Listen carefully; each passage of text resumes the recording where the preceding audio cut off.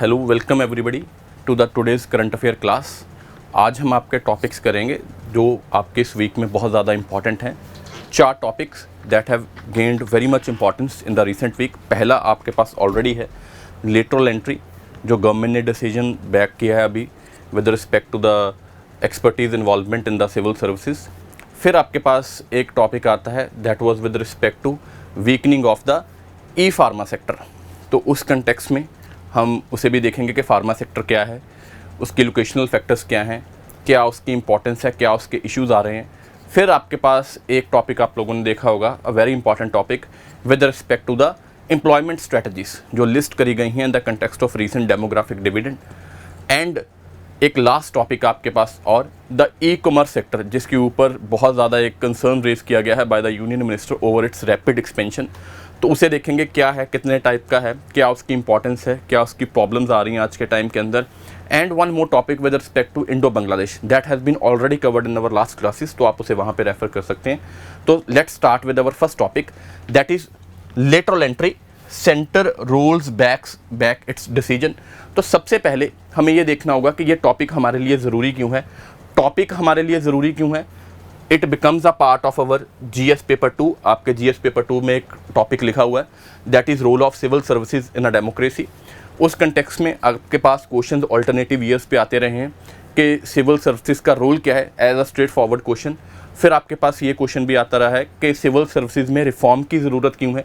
ठीक है, civil services अपना रोल क्या इफेक्टिवनेस से परफॉर्म कर रहा है या नहीं कर रहा, उसकी अचीवमेंट्स अब तक क्या रही हैं, उसके नेगेटिव्स आज तक क्या रहे हैं।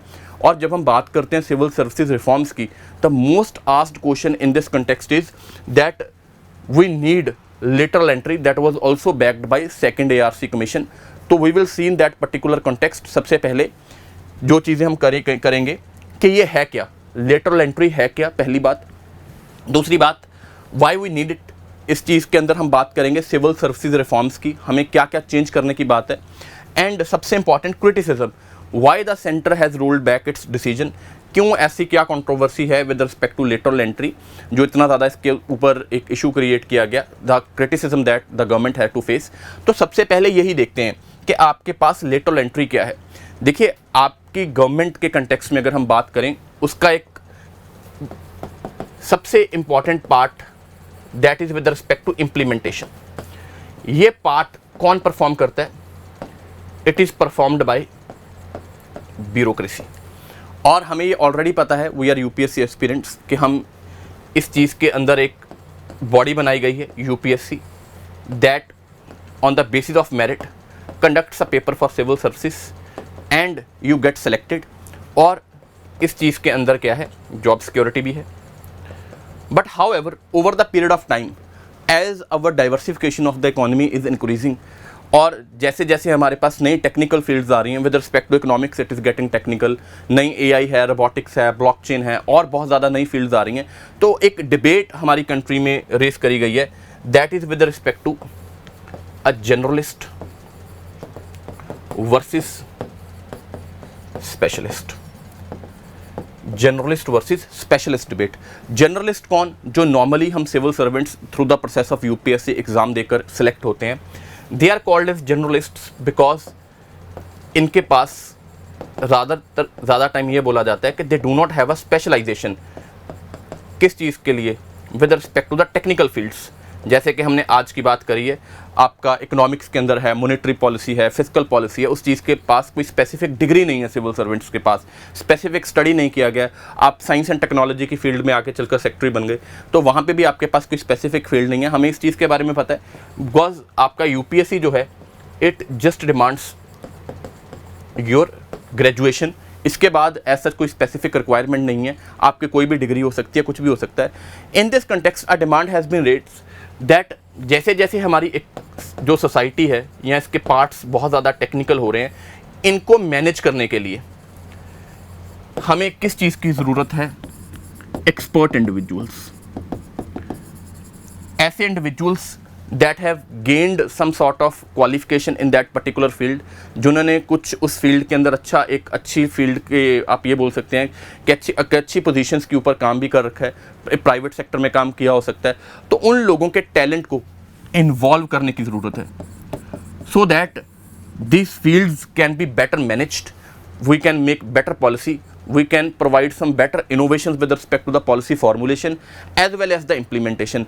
इन स्पेशलिस्ट को इन्वॉल्व करने के लिए जो सबसे ज़्यादा पहले चीज़ बात करी गई है that is called as lateral entry.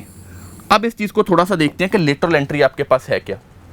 Lateral entry एक ऐसा कंसेप्ट है जहाँ पे कोई भी लोग, एनी पर्सन जिसने प्राइवेट सेक्टर के अंदर, गवर्नमेंट ने ऑब्वियसली इस चीज़ के लिए क्राइटेरिया सेट किया है कि कोई भी इंडिविजुअल जो प्राइवेट सेक्टर में 10, 15, 20 साल के लिए जो भी गवर्नमेंट क्राइटेरिया प्रिस्क्राइब कर सकती है उस चीज़ के लिए, जिसने बहुत अच्छी एक मैनेजरियल पोजीशन के ऊपर, हाई लेवल अथॉरिटी मेकिंग के ऊपर एक काम कर रखा है, उसके पास उस फील्ड की एक्सपर्टीज़ है, वो इंडिविजुअल को we will provide entry in the civil services. अब यहाँ पे देखिए why it is called a lateral entry, because इनका कोई पेपर नहीं हो रहा, ठीक है, एज स्पेसिफिक जैसे ब्यूरोक्रेट्स का नॉर्मली होता है. They are being provided entity on the basis of कि they have performed some work in the private sector for 15 to 20 years in the particular field on the basis of there qualification. उस qualification के basis के ऊपर जो भी इन्होंने talent अपना exhibit किया है प्राइवेट फील्ड के अंदर, इनोवेशन किया है, कुछ भी किया है, उस एक्सपीरियंस को गवर्नमेंट आपका यहाँ पे एक्सप्लॉइट करना चाहती है with respect to the government sector. तो यहाँ पे गवर्नमेंट उन्हें सिविल सर्विसेज में एंट्री प्रोवाइड करेगी. It may be at the position of joint secretary या डिप्टी सेक्रेटरी, जैसा भी गवर्नमेंट को ठीक लगे. रादर जो गवर्नमेंट ने एंट्री लेवल प्रोवाइड किया था that was with respect to the joint secretary, तो उन्हें एक एंट्री पॉइंट मिलेगा यहाँ से एक अथॉरिटेटिव पोजीशंस के ऊपर. आप ये भी बोल सकते हैं कि ये पोजीशन एक कंपैरेटिवली होगी जो उनकी पोजीशन प्राइवेट सेक्टर में एग्जिस्ट करती थी. अब गवर्नमेंट इसके लिए टन्योर भी प्रोवाइड करेगी. अभी तक गवर्नमेंट ने क्या बोला था कि जो टन्योर होगा वो शॉर्ट टर्म टन्योर होगा, हम आपको 3 साल के लिए इस एंट्री को प्रोवाइड करेंगे. अगर आप प्राइवेट से छोड़कर हम इंटरव्यू लेंगे उस प्रोसेस को, ऑब्वियसली उसे इंटरव्यू लेने के बाद सेलेक्ट किया जाएगा. एक अच्छी जॉइंट सेक्रेटरी या इसकी एस लेवल की पोजीशन के ऊपर आपको एंट्री प्रोवाइड करी जाएगी. उसके बाद आपको 3 साल का टन्योर मिलेगा पब्लिक सेक्टर में काम करने का, आपके टैलेंट को एग्जिबिट करने का. This term can be extended by further 2 years. This is what is called as lateral entry. जब ब्यूरोक्रेसी के अंदर कुछ इंडिविजुअल्स को एंट्री प्रोवाइड करी जाए, किस बेसिस के ऊपर? On the basis of their specialisation, on the basis of the work that they have performed in a particular field. और गवर्नमेंट उस टैलेंट को एक अपना यूज़ करे कहाँ पे? गवर्नमेंट सेक्टर के अंदर पॉलिसी फॉर्मुलेशन के लिए, पॉलिसी इंप्लीमेंटेशन के लिए, ताकि स्पेशलाइज्ड एक्सपर्ट जो इंडिविजुअल्स हैं हम उनकी नॉलेज को यूज़ कर सकें to provide some innovation, to provide some more good opportunities. तो उस चीज़ के कंटेक्स्ट में हम टर्म यूज़ करते हैं आपके पास, दैट इज़ लेटरल एंट्री. अब बात आती है कि देखिए आपके पास इस चीज़ की ज़रूरत क्या है. ज़रूरत की अगर हम बात करें तो हमें सबसे पहले ये देखना होगा कि देखिए जो सिविल सर्विसेज का रोल है आज के टाइम के अंदर, इट इज़ गेटिंग चेंज्ड. हमारी जो गवर्नमेंट है उसका सबसे बड़ा स्लोगन क्या है आपके लिए? हमने ऑलरेडी इस चीज़ को बहुत बार देखा है, दैट इज़ मैक्सिमम गवर्नेंस. फिर आपके पास क्या आता है? That is minimum government. This has been the slogan. और ये किस कंटेक्स्ट में है हम ये भी बात कर सकते हैं. This is in the context of the good governance mechanism, ठीक है, जो गवर्नमेंट प्रमोट करना चाहती है. इसी कंटेक्स्ट में हमारी पहली चीज़ बात आती है कि जो सिविल सर्विसेज का रोल है वो चेंज कैसे हो रहा है. चेंज हो रहा है because it has become a facilitator. Facilitator कहने की क्या बात होगी?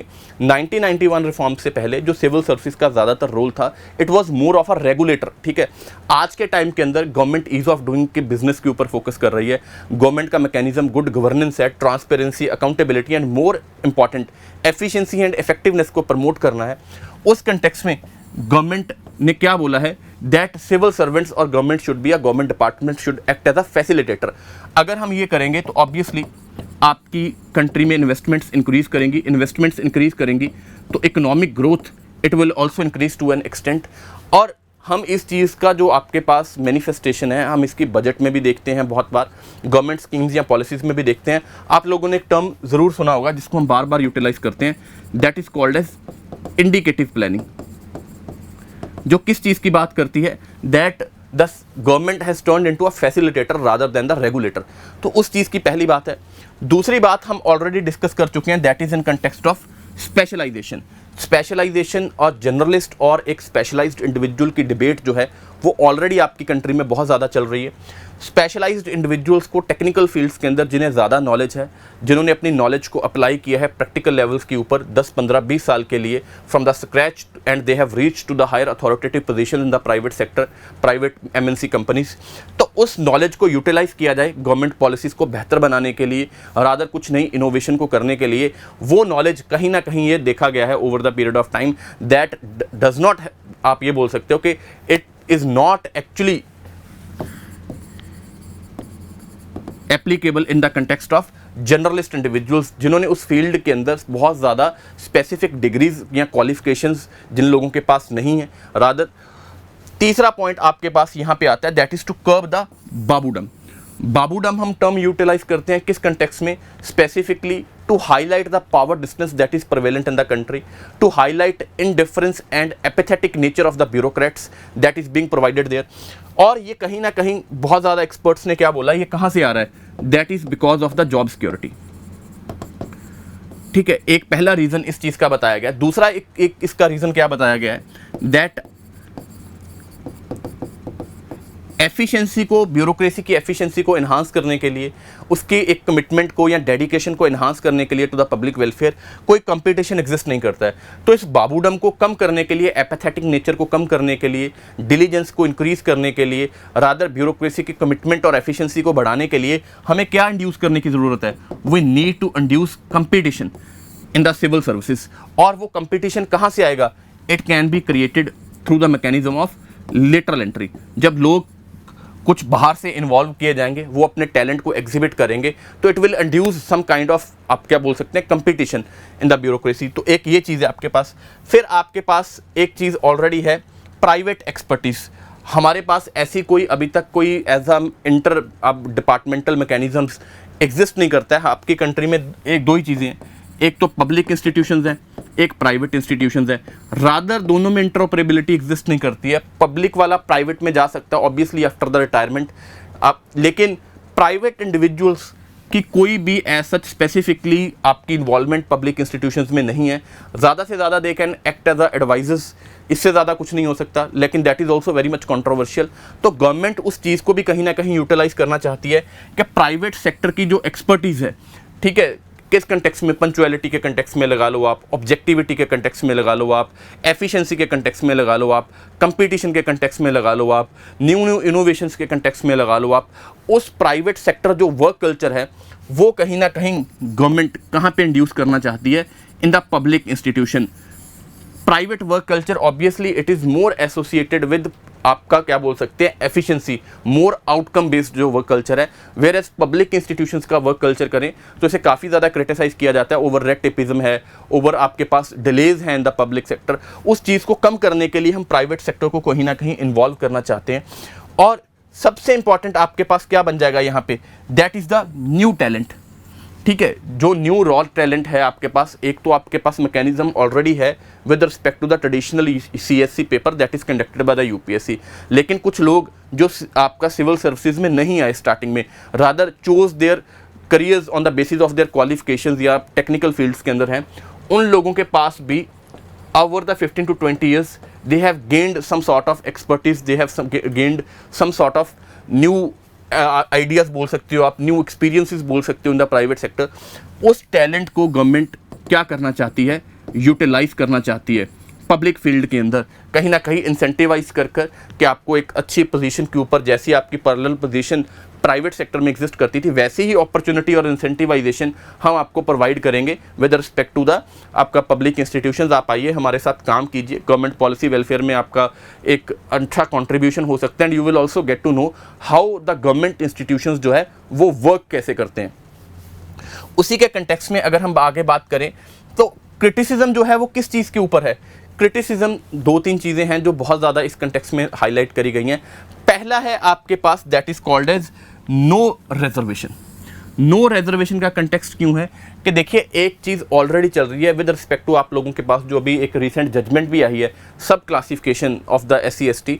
तो वहाँ पे भी एक बात करी गई थी by the court, supreme court, honourable supreme court of India, that is of not only numerical representation but also effective representation. ये ऑलरेडी जो इशू है ये बहुत ज़्यादा चल रहा है कि देखिए जो at the higher levels of the bureaucracy है, वहाँ पे जो मार्जिनलाइज सेक्शन है, स्पेसिफिकली अगर हम बात करें schedule caste and schedule tribes, इनकी रिप्रेजेंटेशन बहुत ज़्यादा कम है।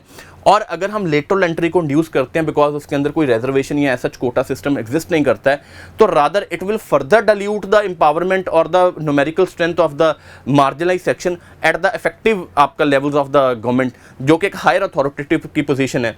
Joint sector is the big position in the government department, तो वहाँ पे और ज़्यादा जो स्ट्रेंथ है वो डाइल्यूट हो जाएगी, rather they will become further marginalised with in the government system. फिर दूसरा सबसे ज़्यादा जो क्रिटिसिज्म है वो किस चीज़ के ऊपर किया गया है, दैट इज़ शॉर्ट टेन्योर। जैसे मैंने आपको ऑलरेडी बताया कि जो गवर्नमेंट ने टेन्योर प्रोवाइड किया है वो कितने टाइम का है, that is of 3 years and it is further extendable by 2 years। It is further extendable by 2 years। तो इतने शॉर्ट टाइम में एक बहुत अच्छी पॉलिसी बनाना, इंटर डिपार्टमेंटल कोऑर्डिनेशन करना, ग्राउंड फीडबैक को लेकर साथ चलना, बाकी ब्यूरोक्रेट्स के साथ एक टीम स्पिरिट में काम करना, रादर एक बहुत ज़्यादा इफेक्टिव चेंज नहीं आ सकता। अगर आप सच में कोई इफेक्टिव चेंज लाना चाहते हैं, you want to promote some innovation at the ground level, तो उसके लिए आपको क्या चाहिए, you need long term involvement. उसके बिना ये काम नहीं हो सकता। फिर ये भी बोला गया कि it will also act as a disincentivise factor for the individuals who want to work in the government sector, public institutions के अंदर। क्यों, शॉर्ट टर्म जो टेन्योर है ये बहुत ज़्यादा आपको क्या नहीं करता, इंसेंटिवाइज नहीं करता। 3 years में भी अ very less time for the individual जो प्राइवेट सेक्टर छोड़ के आएगा, उसको बाद उसके दोबारा से उसे प्राइवेट सेक्टर में जाना पड़ेगा, रादर ज़्यादा एक स्ट्रगल हो सकता है इंडिविजुअल के लिए। यहीं से आपके पास फिर देखिए एक नया एक और आपके पास क्या आता है, दैट इज़ बैकडोर एंट्री। कुछ लोगों ने ये भी बोला कि आपके पास देखिए कुछ इश्यूज ऑलरेडी चल रहे हैं ब्यूरोक्रेसी को लेकर। आप लोगों ने टर्म सुनी होगी, that is politicisation of bureaucracy है आपके पास। फिर आपके पास एक टर्म जैसे आ जाता है, that is with respect to committed bureaucracy. कुछ लोगों ने इस चीज़ के ऊपर भी अपने ऑब्जेक्शंस को रेज किया है, rather the government may provide backdoor entry to the individuals who are aligned with the political parties या उनकी आइडियोलॉजी को फेवर करती हैं। रादर उस चीज़ को कहीं ना कहीं ऐसे इंडिविजुअल्स को कहीं ना कहीं आपकी गवर्नमेंट में एंट्री मिल सकती है, दैट में again dilute the very important concept, foundational value of civil services, that is non partisanship. तो ये हमारे लिए एक अच्छी बात नहीं होगी। रादर फिर एक लैक ऑफ इंसेंटिवाइजेशन हमने एक पहले ऑलरेडी कर लिया with respect to the short term tenure. दूसरा एक लैक ऑफ इंसेंटिवाइजेशन क्या है कि बहुत ज़्यादा रिवार्ड या गवर्नमेंट जो आपके पास फाइनेंशियल पैकेजेस हैं that the individuals get in the private sector, वो कहीं ना कहीं आपको यहाँ पे नहीं मिलते हैं। Obviously you get more authority but financial incentive is very much less, that में again act as a demotivation factor for the individuals who want to get involve in the public sector. फिर आपके पास एक कुछ और भी है कि देखिए जो आपके पास इंडिविजुअल्स प्राइवेट सर्विस में आते हैं, they have no experience of working in the government sector, they have experience of working in the private sector. लेकिन प्राइवेट सेक्टर जो है वो किस चीज़ के ऊपर काम करता है, it works on profit. Rather जो आपके पास पब्लिक सेक्टर है, it works on public welfare. इस चीज़ को समझना, वेलफेयर स्टेट के कंसेप्ट को कहीं ना कहीं अगर ये सिस्टम गवर्नमेंट और बढ़ाती है, कुछ लोगों ने ऑब्जेक्शंस को रेज किया है कि अगर गवर्नमेंट इस सिस्टम को और ज़्यादा बढ़ाती है, इनकरेज करती है, तो rather it may turn outsourcing of the essential services to the private sector या प्राइवेटाइजेशन ऑफ द गवर्नमेंट भी होने वाला काम है ये। और आपका जो कंसेप्ट ऑफ पब्लिक वेलफेयर है ये कहीं ना कहीं क्या कर सकता है, डाइल्यूट कर सकता है। रादर ऐसे इंडिविजुअल्स को एंट्री मिल सकती है who does not understand the concept of that you have to work even where government में occur huge cost but you have to provide जिस चीज़ को आप क्या बोलते हो, पब्लिक वेलफेयर। आपको क्या इंश्योर करवाना है, हमने बार बार ऐसी टर्म्स को यूटिलाइज किया है, that is called as last mile delivery. तो वो बात कहीं ना कहीं आ जाएगी। तो this is what is the crux of lateral entry हमारे लिए है क्या, पहली बात। दूसरी बात, in context of civil services reforms इस चीज़ की इतनी ज़्यादा बात क्यों करी जा रही है। तीसरी बात, Y the government is facing so much criticism over the lateral entry। तो इसे थोड़ा सा हम एक फॉर्मल फॉर्मेट में भी देख लेंगे। तो यहाँ पे देखिए सबसे पहले आपके पास क्या है, रादर सबसे पहले आपके पास क्या आता है कि नीति आयोग ने अपनी 3 year एक्शन एजेंडा रिपोर्ट में इस चीज़ को इनलिस्ट किया था कि दैट देखिए आप इंडक्शन कीजिए of personal at the middle at the senior level. ठीक है, लेटरल रिक्रूटमेंट हमारे लिए क्या है, दो ऑब्जेक्टिव्स को फुलफिल करना, एक फ्रेश टैलेंट को इंट्रोड्यूस करना, दूसरा अवेलेबिलिटी ऑफ मैन पावर को बढ़ाना। ऑलरेडी हमारे पास जो एट द सेंट्रल लेवल जो ब्यूरोक्रेट्स हैं उनकी स्ट्रेंथ जो है वो बहुत ज़्यादा कम है। इस कंटेक्स्ट में हमारे पास बात आती है that is of for civil services reforms. Civil services के रिफॉर्म्स में कंटेक्स्ट में हमारे पास पहला रोल जो हमने डिस्कस किया वो क्या है आपके पास, that is the role of the facilitator. जो गवर्नमेंट का रोल है वो चेंज कर चुका है, that have increased from being regulator to the facilitator.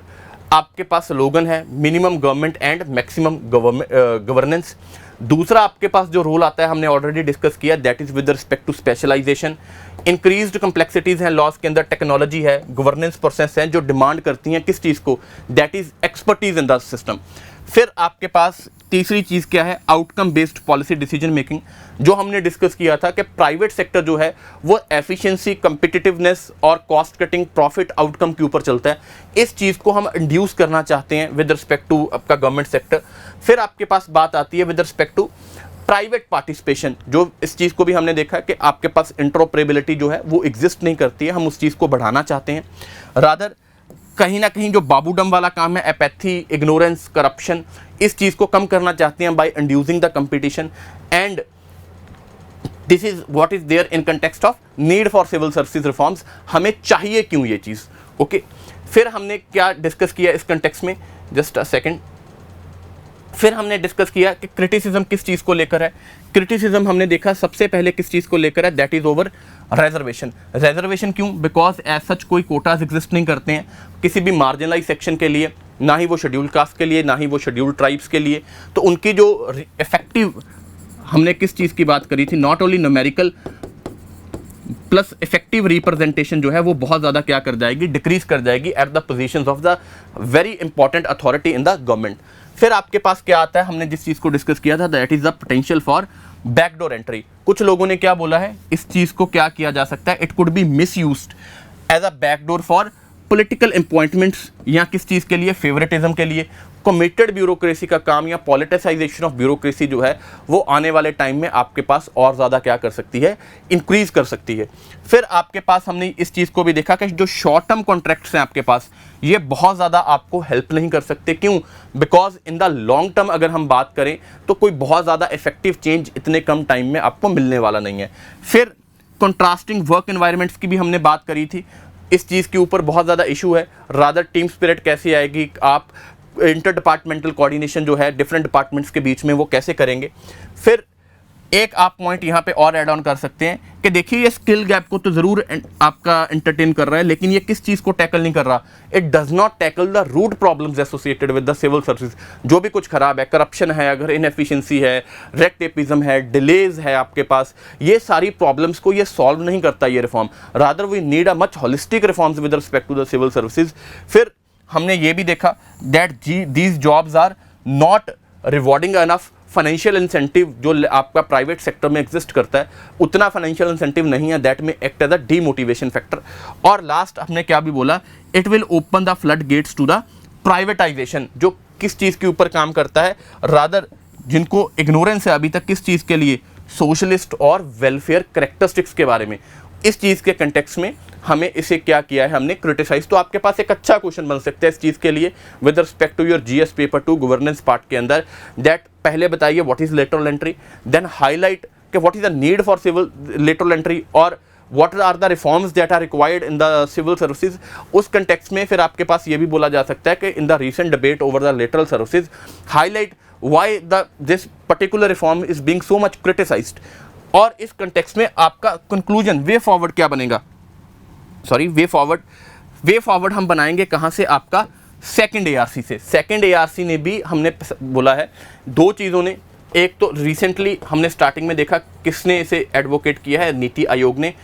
2008 में जब आपके पास सेकंड एआरसी था तो उसने भी इस रिफॉर्म को रिकमेंड किया था। कैसे, उन्होंने बोला था कि प्रोसेस होना चाहिए लेकिन एक इंस्टीट्यूशनलाइज्ड ट्रांसपेरेंट प्रोसेस होना चाहिए for entry at the both central and state levels. तो यहाँ पे सेकंड एआरसी जो है वो बात किस चीज़ की कर रही है, बात आपके पास स्पेसिफिकली वो कर रही है कि your criteria should be good enough that it does not promote जो हमने पहले बोला था, पॉलिटिसाइजेशन ऑफ ब्यूरोक्रेसी, या क्या ना प्रमोट करे, फेवरेटिज्म, जो उसकी फाउंडेशनल वैल्यूज़ हैं आपके पास सिविल सर्विसेज की, नॉन पार्टिजनशिप, इम्पार्शियलिटी, ये कभी भी वॉयलेट नहीं होनी चाहिए। तो यही आपका कंक्लूजन या क्या भी बन जाएगा, आपके पास वे फॉरवर्ड भी बन जाएगा। So this is our first topic with respect to the lateral entry. तो दूसरा जो हम आपके पास टॉपिक करेंगे यहाँ पे, that will be with respect to, आप लोगों ने ऑलरेडी इस टॉपिक को देखा है, that is a mass employment strategy. ये टॉपिक आपके लिए बहुत ज़्यादा इंपॉर्टेंट बन सकता है, स्पेसिफिकली किस कंटेक्स्ट में अगर हम बात करें, आपके पास with respect to GS paper 3 आपका इकोनॉमी के अंदर the issue is very much important, क्योंकि एक ऐसा क्वेश्चन है, एक ऐसा टॉपिक, ऐसा थीम है आपके पास जिस चीज़ के ऊपर आपको ऑल्टरनेटिव ईयर्स के ऊपर इस चीज़ के ऊपर क्वेश्चन देखने को मिलेगा। Specifically in the context of अगर हम बात करें, that is called as jobless growth. इस चीज़ के ऊपर यूपीएससी ऑलरेडी आपके पास क्वेश्चन पूछ चुका है कि देखिए जॉबलेस ग्रोथ के जो हमारी कंट्री में रीजंस वो क्या हैं। इकोनॉमिक सर्वे ने भी over the period of time इस चीज़ के बारे में बहुत ज़्यादा कंसर्न्स रेज किए हैं। इसकी अलाइनमेंट आप कर सकते हो कुछ और टॉपिक्स के साथ भी। रादर एक तो आपके पास with respect to pure economic dimension होगी इसकी, that is jobless growth in the country. इसके साथ एक डायमेंशन आप और क्रिएट कर सकते हैं with respect to what is called as under employment, ये भी आ जाएगा। यहां अगर मैं आपके साथ बात करूं डिसगाइज्ड एम्प्लॉयमेंट की, और इसी के साथ ये आपके पास प्योर इकोनॉमिक डायमेंशंस हैं। एक मैं इसकी सोशल डायमेंशन भी क्रिएट कर सकता हूं with respect to your GS paper 1 obviously, that is demographic dividend. Demographic dividend इस कंटेक्स्ट में हमने बार बार इस पॉलिसीज़ को देखा है, बार बार गवर्नमेंट ने ऐसे कंसर्न्स को रेज किया है जहां पे बात करी गई है that is not demographic dividend, but हम अगर इस चीज़ को इफेक्टिवली यूटिलाइज नहीं करते हैं तो ये चीज़ कन्वर्ट हो सकती है किस चीज़ के अंदर, that is an demographic liability. हमने ऑलरेडी अपनी लास्ट क्लासेस में भी इस चीज़ को टैकल किया है दैट एवरेज जो आपके पास एज इन इंडिया है दैट इज 28। ये पीक है जो एक हमने डेमोग्राफिक एक चार्ट भी देखा था, जो आपके पास थ्योरी आती है with respect to the 4 stages. कोई भी कंट्री अगर अपना सबसे ज़्यादा जो वर्किंग एज पॉपुलेशन है इंडिया की बहुत हाई है, basically 15 to 64, one of the highest in the world. अगर हम इस लेवल को यूटिलाइज करना चाहते हैं, हम ट्रांसफॉर्म करना चाहते हैं as per our vision of prime minister that is to Amrit Kaal, तो हमें इस वर्किंग एज पॉपुलेशन को एक्सप्लॉइट करना होगा। That is a period when we can transform from developing to the developed country. और अगर हम इस चीज़ को इफेक्टिवली यूटिलाइज नहीं करते, हम इंफ्रास्ट्रक्चर क्रिएट नहीं कर पा रहे हैं या बिजनेस अपॉर्चुनिटीज़ नहीं क्रिएट पा रहे हैं, that can lead to the loss of jobs in the country or lead to the loss of economic opportunities in the country. rather उस चीज़ के impacts हमारे पास क्या देखने को मिल सकते हैं, it will not only induce what is called as brain drain। किस context में, in the context of migration। rather हमें क्या भी face करना पड़ सकता है, we may also be witnessing a youth, just bear with me for a minute, we may also be witnessing a youth that is very much dissatisfied, that can create some sort of conflict in the country, and we may witness increase demand with respect to reservation, जिसे हम क्या भी बोल देते हैं that there is a race to the bottom। rather जो rise in recent OBC stir के बारे में भी आप बात कर सकते हो, that has to be analysed in the context of the lack of employment opportunities और under employment that is happening within the country. उस कंटेक्स्ट में इन चीज़ों के साथ डील करने के लिए आपके पास एक आर्टिकल है with respect to mass employment strategies, जो है हम कैसे मास एम्प्लॉयमेंट क्रिएट कर सकते हैं। रादर पहली बात।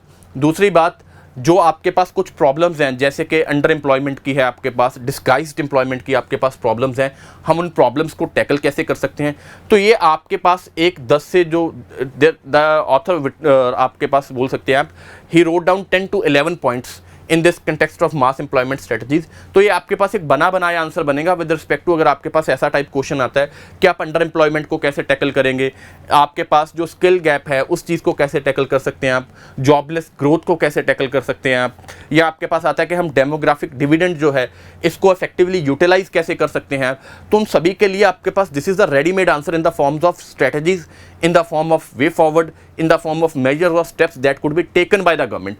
तो उस कंटेक्स्ट में आपके कहीं ना कहीं ये चीज़ ऐसे के अंदर भी यूटिलाइज हो सकती है, अगर आपको दोबारा से फैक्चुअल ऐसे देखने को मिलता है इन कंटेक्स्ट ऑफ डेवलपमेंट है, एम्प्लॉयमेंट है, या ग्रोथ के कंटेक्स्ट में अगर आपको कुछ देखने को मिलता है।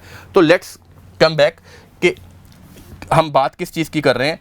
बात देखिए जो स्टार्टिंग करी गई है स्पेसिफिकली किस कंटेक्स्ट में, it is stated that the union budget आपका जो इस साल का आया है उसने 5 मेजर एम्प्लॉयमेंट स्ट्रेटजीज को फैसिलिटेट किया है। कितनी अपॉर्चुनिटीज़ को प्रोवाइड करने के लिए, स्किलिंग अपॉर्चुनिटीज़ या employment opportunities for at least 4 crore of our youth that is there in the working age population, उनको एम्प्लॉयमेंट अपॉर्चुनिटीज़ प्रोवाइड करने के लिए। ये हमने ऑलरेडी देख लिया कि जॉबलेस ग्रोथ है, ये हमारे लिए इंपॉर्टेंट क्यों बनता है, rather these employment strategies because of the jobless growth, because of under employment और बिकॉज ऑफ द आपके पास disguised employment that is happening in your country. इस कंटेक्स्ट में रादर एक चीज़ को कोट भी किया गया है that is called as your the latest periodic labour force survey, जिसने क्या बोला है कि देखिए अगर हम 2019 से 20 के बाद का टाइम देखें with respect to recent 4 to 5 years, we have increased employment rate only by participation rate by only 4%. That is very less in comparison to the other countries and that is a very high concern for our government. इस context में हम इस rate को increase करने के लिए, rate जो participation rate है कब इंक्रीज करेगा, if we will increase the employment opportunities for our youth. तो उस कंटेक्स्ट में हम क्या कर सकते हैं, रादर कुछ 4 से 5 चीज़ें जो हैं बहुत इफेक्टिवली जो आपको नोट डाउन करनी चाहिए। सबसे पहली देखिए आपके पास क्या आती है, दैट इज हम किस चीज़ को डिस्कस करेंगे, causes of unemployment in India. पहले थोड़ा सा इस चीज़ को देखते हैं कि अगर हम बात कर रहे हैं अनएम्प्लॉयमेंट है आपके कंट्री में या डिस्गाइज्ड है या जॉबलेस ग्रोथ हो रही है, उस चीज़ के बेसिक रीजंस आपके पास क्या एग्जिस्ट करते हैं। देखिए सबसे पहला जो रीज़न है आपके पास वो क्या है, that is specifically in context of job opportunities. देखिए 3 ही सेक्टर्स एग्जिस्ट करते हैं आपकी इकोनॉमी के अंदर, एक प्राइमरी है, दूसरा आपके पास सेकेंडरी है, तीसरा आपके पास कौन सा है, टर्शरी सेक्टर है। प्राइमरी सेक्टर आपका मेन सेक्टर है। कंट्री जब भी प्रोग्रेस करती है बेसिकली आपके पास प्राइमरी, मैन्युफैक्चरिंग एंड सर्विस, जिसे आप टर्शरी बोल देते हैं। प्राइमरी सेक्टर जो है आपके पास मेन सेक्टर है। जब भी कंट्री का प्रोग्रेस स्टार्ट होता है the majority of the country is dependent upon agriculture, लेकिन जैसे जैसे हम शिफ्ट करते हैं डिपेंडेंस ऑन एग्रीकल्चर रिड्यूसेस, जैसे जैसे आपकी टेक्नोलॉजिकल एडवांसमेंट्स होती रहती हैं कंट्री के अंदर, we shift to what is called as manufacturing, then we shift to what is called as service sector. अब है क्या, एक आपके कंटेक्स्ट में ऑलरेडी चीज चल रही है that is called as hyper industrialisation. Hyper industrialisation आपके पास ऑलरेडी है, आपने शिफ्ट किया directly from primary to service sector in context of IT revolution. तो एक आपके पास हमें यहां से एक चीज देखने को मिलती है that our growth is more capital intensive when it should have been more labour intensive. क्यों? क्योंकि सर्विस सेक्टर जो ज्यादा है वो कैपिटल इंटेंसिव है, पहली बात। दूसरी बात क्या है कि हम बात कर रहे हैं जब डिसगाइज्ड एम्प्लॉयमेंट की, जो आज भी आपकी कंट्री में एग्जिस्ट कर रही है, वो क्यों कर रही है? डिसगाइज्ड एम्प्लॉयमेंट का जो रीज़न है आपकी कंट्री में वो किस चीज़ के कंटेक्स्ट में है? दैट इज़ बिकॉज एग्रीकल्चर के अलावा आपके पास 2 सेक्टर्स हैं, that is manufacturing and service sector. आप यहाँ पे क्या नहीं क्रिएट कर पा रहे? Job opportunities. अगर जॉब अपॉर्चुनिटीज़ यहाँ पे एग्जिस्ट करती भी हैं तो वो क्या प्रमोट कर रही हैं? Rather you are not getting a wage और salary with context to your skill. जिस चीज़ को आप क्या भी बोल सकते हैं, आपकी कंट्री में क्या भी है, अंडर एम्प्लॉयमेंट है। और जो आपके पास नीचे वाले हैं जहाँ पे आपके पास स्किल्ड लोग नहीं हैं, अनस्किल्ड लेबर है जो, और वो फॉर्मल में नहीं है, ज़्यादातर it is more concentrated in the informal sector. तो यहाँ पे जो आपका आर्टिकल बात भी करता है कि दैट आपकी लेबर तो है, उसे वेज भी मिल रहा है, लेकिन वो उसकी क्या प्रोटेक्ट नहीं कर पा रही, डिग्निटी के कंटेक्स्ट में यहाँ पे हम बात कर सकते हैं with respect to basic essentials, education है, लिविंग स्टैंडर्ड है, एक फूड रिक्वायरमेंट है आपके पास, या कुछ और बेसिक रिक्वायरमेंट्स है, हेल्थ रिक्वायरमेंट्स हैं, उन चीज़ों को फुलफिल नहीं कर पा रही है। इसी चीज़ की वजह से majority of the individuals are moving back to the villages, और वो काम कहाँ पे कर रहे हैं, एग्रीकल्चर में। लेबर ज़्यादा है, रिक्वायरमेंट कम है, जिस चीज़ को हम क्या बोल देते हैं, that is called as disguised employment. पहला रीज़न आपके पास। दूसरा आपके पास क्या एग्जिस्ट करता है, आपकी 50% अप्रॉक्सीमेटली जो पॉपुलेशन है दैट इज वुमेन, लेकिन इनका लेबर फोर्स पार्टिसिपेशन रेट हमने पहली क्लासेस में भी देखा है, it is very less in context to the developing and the developed countries. अगर रिसेंटली भी बात करें, जो सबसे लेटेस्ट आपके पास एक सर्वे आया था, उसने हाईएस्ट प्रेडिक्ट किया that is over 37%, in context to males that is 72 to 74% जो है। अब इस कंटेक्स्ट में अगर हम बात करें, आपका जो सबसे बड़ा रोल किस चीज़ का है, that is traditional regressive norms, जहां पे सबसे बड़ी चीज आपके पास क्या है, that is called as patriarchy, जो sexual division of labour promote करता है, that women should be confined to the household chores. और जो ट्रेडिशनल ऑक्यूपेशंस में वुमेन इन्वॉल्व हैं, वहाँ पे बहुत ज़्यादा कहीं ना कहीं आपके पास हम बात कर सकते हैं कि अपॉर्चुनिटीज़ एग्जिस्ट नहीं करती हैं, ई कॉमर्स की फैसिलिटेशन वहाँ पे उतनी अभी एग्जिस्ट नहीं करती है। रादर अगर वुमेन काम कर रही है तो वहाँ पे आपके पास क्या है, they have to witness glass ceiling, they have to witness what is called as आपके पास wage gap, then pink collarization of jobs है आपके पास यहाँ पे, फिर आपके पास there is sexual harassment at the workplace. ये चीज़ भी एग्जिस्ट कर रही है, जिन चीज़ों की वजह से वुमेन पार्टिसिपेशन इंक्रीज नहीं कर रही है, and majority of the work force is unemployed. उसी कंटेक्स्ट में अगर हम बात करें, आपके पास जो हमने ऑलरेडी देखा, देखिए यहाँ पे पहला रीजन आपके पास क्या बन गया, lack of employment in the non agricultural sectors. पहली चीज़, जो दूसरे आपके एरियाज एग्जिस्ट करते हैं, पहली बात वो कैपिटल इंटेंसिव है, होने कौन से चाहिए, लेबर इंटेंसिव। लेबर इंटेंसिव ज़्यादा जॉब्स प्रमोट करेंगे। रादर इसी के साथ साथ जो सेक्टर्स एग्जिस्ट करते हैं, they have less investments in the service sector. Less investment है तो लेस इंफ्रास्ट्रक्चर क्रिएशन है, लेस वो है बिजनेस अपॉर्चुनिटीज़ है, तो obviously it will promote less job growth. फिर हमने ये भी बात करी, अंडर एम्प्लॉयमेंट किस चीज़ की वजह से है, because of insufficient vocational skills, low education levels हैं, उस कंटेक्स्ट में आप बात कर सकते हैं। फिर lower participation of the women, जो हमने बात करी है ऑलरेडी, हम इस चीज़ को डिस्कस कर चुके हैं, because of the traditional regressive norms. और जो रहती खुदी जॉब्स आपके पास एग्जिस्ट करती हैं आपकी कंट्री के अंदर, वो क्या हैं, they are low quality jobs with majority of them being कहाँ पे, इन द इनफॉर्मल सेक्टर। और इसी के साथ साथ इन द कंटेक्स्ट ऑफ, अगर हम रिसेंट बात करें आपके पास, इन द कंटेक्स्ट ऑफ कोविड-19, उससे पहले आपके पास ग्लोबल रिसेशन है, दैट हैज़ 2013-14 तक चलता आ रहा है, फुल रिकवरी नहीं है। इस चीज़ की वजह से जो पब्लिक जॉब क्रिएशन है वो भी क्या हुई है, लेस। पब्लिक जॉब अपॉर्चुनिटीज़ भी कम हुई हैं इन कंटेक्स्ट ऑफ, अगर हम प्राइवेट सेक्टर में तो कम हुआ ही हुआ है, लेकिन पब्लिक जॉब अपॉर्चुनिटीज़ भी कम हुई हैं, जिस चीज़ की वजह से unemployment has increased in the country. इन चीज़ों को टैकल करने के लिए अब हम बात कर सकते हैं किस चीज़ की, दैट इज़ ऑफ आप employment strategies that are required. तो सबसे पहली जो एम्प्लॉयमेंट स्ट्रेटजी की आपका आर्टिकल बात करता है, सबसे पहले वो बात करते हैं किस चीज़ की, that is identify skills that are needed through community actions. सबसे पहले स्किल्स को आइडेंटिफाई कीजिए। कैसे आइडेंटिफाई कीजिए, लोकल लेवल को इन्वॉल्व कर लोकल लेवल जो ग्राम सभाज हैं या अर्बन लेवल बॉडीज़ हैं, कम्युनिटी ग्रुप्स हैं, उनको इन्वॉल्व कीजिए। They will help to enumerate ऐसे इंडिविजुअल्स जिनको क्या चाहिए, एम्प्लॉयमेंट चाहिए। आप एक रजिस्टर क्रिएट कर सकते हैं, वहाँ पे आप उनकी रजिस्ट्रेशन करवा सकते हैं, that can be further send to the higher echelons of the government. जो जैसी स्किल्स जैसी लोगों के पास एग्जिस्ट करती हैं, जैसी एम्प्लॉयमेंट लोग चाहते हैं या जो लोग काम करना चाहते हैं, दे कैन पार्टिसिपेट, और गवर्नमेंट उस हिसाब से जॉब अपॉर्चुनिटीज़ क्रिएट कर सकती है, पहली बात। दूसरी चीज़ वो क्या कर रही है कि देखिए, कोई भी इनिशिएटिव आइसोलेशन में काम नहीं करता, आपको इनिशिएटिव्स को कन्वर्ज करना होगा। इसकी एग्जांपल्स भी आर्टिकल प्रोवाइड करता है कि पहले भी अगर आप बात करें ह्यूमन डेवलपमेंट इंडिकेटर्स की, अगर वो कहीं भी किसी भी कंट्री में किसी भी जगह पे अगर वो इंक्रीज़ किए हैं, वो तभी ही किए हैं अगर हमने सभी इनिशिएटिव्स को कन्वर्ज किया है। किस कंटेक्स्ट में, education, health, skill, nutrition, livelihood, ये सारी चीज़ें आपको कन्वर्ज करनी होगी। Employment does not improve in isolation, जो मैंने आपको पहले बात बताई थी, इन कंटेक्स्ट ऑफ डिग्निटी।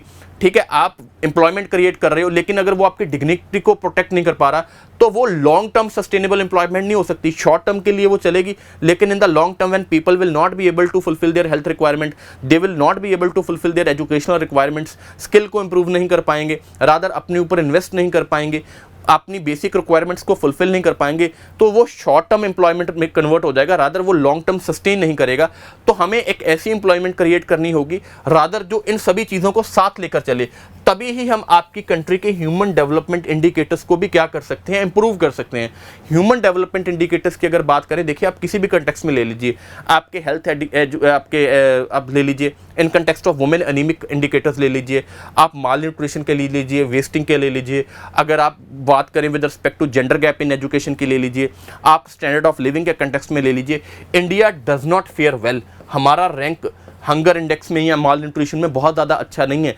तो रादर डिग्निटी को प्रोटेक्ट करने के लिए प्लस ह्यूमन डेवलपमेंट उनको इंक्रीज करने के लिए we will have to converge all of the initiatives that are listed here. फिर वो बात करता है कि देखिए third, introducing need-based vocational courses or certification programs alongside graduate programs. This will greatly improve employability. अब वो बात क्या कर रहा है कि देखिए अंडर ग्रेजुएट लेवल्स के ऊपर आप अपनी डिग्री तो कर ही रहे हो, लेकिन साथ साथ एम्प्लॉयमेंट को इंक्रीज करने के लिए हम क्या इंट्रोड्यूस कर सकते हैं, वोकेशनल कोर्सेज इंट्रोड्यूस कर सकते हैं जो आपके किस चीज़ के ऊपर काम करेंगे, that will specifically focus upon your skills. ठीक है, जिन स्किल्स के ऊपर रादर आप इस कंटेक्स्ट में बात भी कर सकते हैं कि हम एक गैप को ब्रिज कर पाएंगे, दैट इज कॉल्ड एज, हमने पहले भी किया ये, इंडस्ट्री एकेडेमिया जो मिसमैच है। प्रॉब्लम हमारी कंट्री में आधी से ज़्यादा जो है अनएम्प्लॉयमेंट की क्यों एग्जिस्ट करती है, बिकॉज जो एकेडेमिया आपके पास प्रोड्यूस कर रहा है उसके पास क्या नहीं है, दे do not have the desired skill, जो इंडस्ट्री क्या कर रही है, डिमांड। रादर हम इन दोनों में अगर कन्वर्जेंस को इंक्रीज करना चाहते हैं तो हम वोकेशनल कोर्सेज को इंट्रोड्यूस करेंगे जो आपके पास रिक्वायर्ड स्किल को इन्हांस करेंगे एंड जो इंडस्ट्री की डिमांड को फुलफिल करेंगे, that can create employment opportunities for the individuals.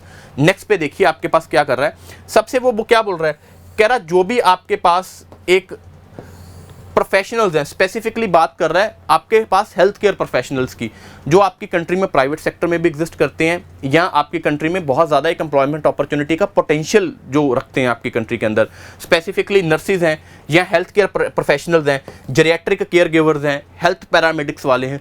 इनकी अनएम्प्लॉयमेंट का जो रीज़न है वो क्या है, बिकॉज इन लोगों के पास डिग्रीज भी हैं, क्वालिफिकेशंस भी हैं, but they do not have what are the international standards for benchmark. कहने की बात क्या है यहाँ पे, दैट जो भी इन लोगों के पास स्किल आएगा उसका बेंचमार्क, उस स्किल का बेंचमार्क क्या होना चाहिए, इंटरनेशनल।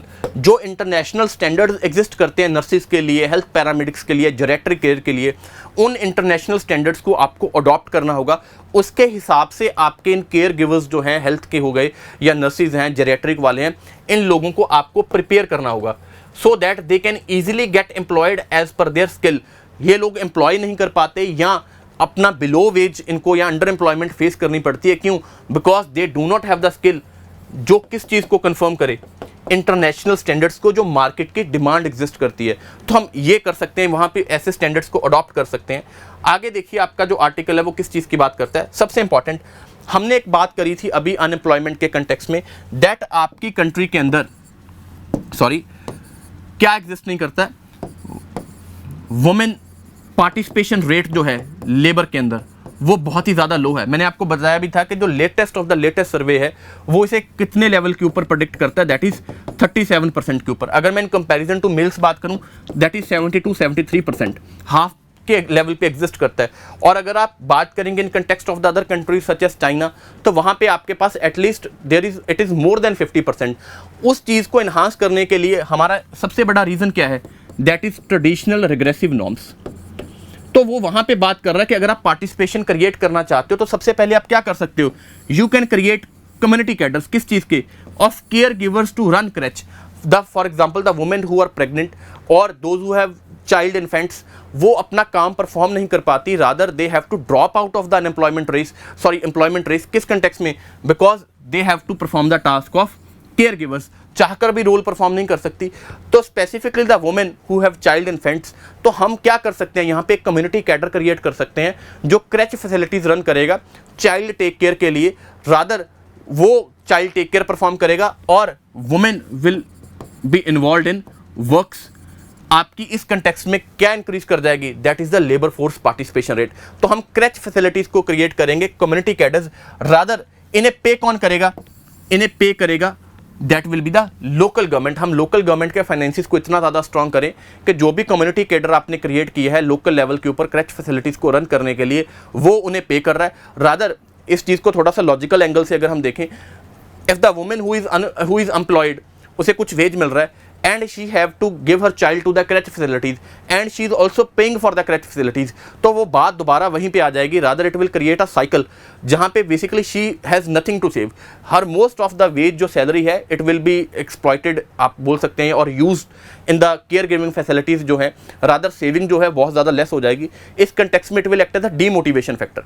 तो हम उस चीज़ को कम करने के लिए हम केडर क्रिएट करेंगे, लेकिन इन्हें पे कौन करेगा, that will be paid by the local government। Next देखिए वो क्या बोल रहा है, आपकी कंट्री में स्किल इनिशिएटिव को इंक्रीज करने के लिए कुछ इंस्टीट्यूशंस भी बनाए हैं सरकार ने, जैसे कि आप बात कर सकते हैं आईआईटी की बात कर सकते हैं, you can talk about polytechnics जो आपके वहाँ पे एग्जिस्ट करते हैं, जो स्पेसिफिकली स्किल कोर्सेज प्रोवाइड करते हैं, एंट्री लेवल जॉब्स की बात करते हैं अगर आप बात करें तो वहाँ पे वो क्या बोल रहा है कि देखिए इन इंस्टीट्यूशंस का कंसेप्शन बहुत ज़्यादा अच्छी चीज़ है, लेकिन इन इंस्टीट्यूशंस में कुछ प्रॉब्लम है। प्रॉब्लम आपके पास क्या है कि देखिए इनका इंफ्रास्ट्रक्चर बहुत ही ज़्यादा वीक है। स्पेसिफिकली वो बात करता है, देखिए आपके पास दैट द फोकस किसके ऊपर होना चाहिए, it should be on states districts with at least institutional structure for vocational education. हम इसके इंफ्रास्ट्रक्चर को इंप्रूव करें, इसके अंदर एक अच्छी टीचिंग फैसिलिटीज़ को लेकर आएँ जो एक फाउंडेशन क्रिएट करेगा किस चीज़ प्रोवाइड करने के लिए, skill education at the local level. हम इन्हें अच्छे से क्या नहीं कर पा रहे, बिकॉज इनके पास इंफ्रास्ट्रक्चर नहीं है, अच्छी क्वालिटी नहीं है, अच्छा कोर्स प्रोवाइड नहीं कर पा रहे ये चीज़ें, तो इनके पास एक जो हम इन्हें अच्छे तरीके से इनका जो पोटेंशियल है हम उसे यूटिलाइज नहीं कर पा रहे। Rather we need to exploit these institutions. तो इनके इंफ्रास्ट्रक्चर को इंप्रूव करने की बात करता है। आगे देखिए वो क्या बोलता है कि that we should introduce enterprise and startup skills through professionals in high schools.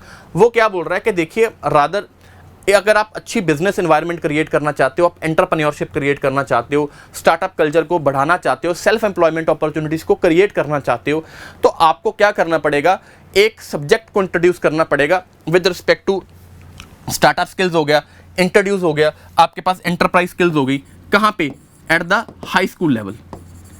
यहाँ पे एक सब्जेक्ट इंट्रोड्यूस कीजिए और इंश्योर कीजिए कि जो इंडिविजुअल्स इन फील्ड में काम कर रहे हैं, एंटरप्रेन्योर्स हैं, जो स्टार्टअप बिजनेस वाले हैं, जिन्होंने खुद सेल्फ एम्प्लॉयमेंट अपॉर्चुनिटीज़ को क्रिएट किया है, they should visit the schools to provide some sort of the practical skills so that, देखिए इस चीज़ का बेनिफिट हमारे पास क्या हो सकता है, जो चीज़ आप डिग्री के बाद मार्केट में जाकर सीख रहे हो, ठीक है, विद स्ट्रगल, रादर वो चीज़ अगर हम आपको पहले ही प्रोवाइड कर पाएँ, आपको पहले ही experience, we can give you the experience, rather you will get an early start with respect to this, you will get to learn lot to about कि स्टार्टअप बिजनेस होता क्या है, स्टार्ट कैसे किया जा सकता है, मार्केट की डिमांड्स क्या हैं, कैसी स्किल्स चाहिए, कौन सी इकोनॉमिक प्रॉब्लम्स को आप सॉल्व कर सकते हो, एंटरप्राइज क्रिएट कैसे की जाती है, नेटवर्क कनेक्शन कैसे की जाती है। तो ये लोग कौन कर सकता है, द इंडिविजुअल्स और the professionals who have already worked here, ठीक है, जो ऑलरेडी इस चीज़ में काम कर रहे हैं, वो आपको प्रैक्टिकल स्किल्स प्रोवाइड कर सकते हैं।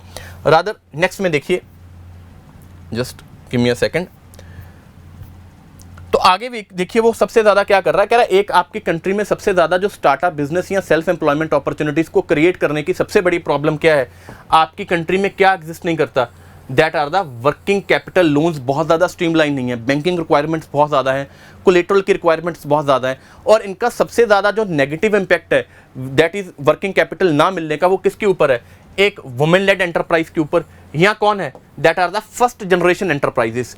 तो यहाँ पे हम क्या कर सकते हैं, वर्किंग कैपिटल लोन्स को स्ट्रीमलाइन कर सकते हैं, इजी एक्सेसिबिलिटी हो सकती है फाइनेंसिस की, हम लोगों की क्रेडिट हिस्ट्री को थोड़ा सा मेन स्ट्रीम कर सकते हैं, of specifically every women borrower. यहाँ पे ऑलरेडी उन्होंने बताया कि हम एक मॉडल को फॉलो कर सकते हैं, जैसे कि आरबीआई है आपके पास, उनका एक ऑलरेडी इनोवेशन हब आपके पास चल रहा है।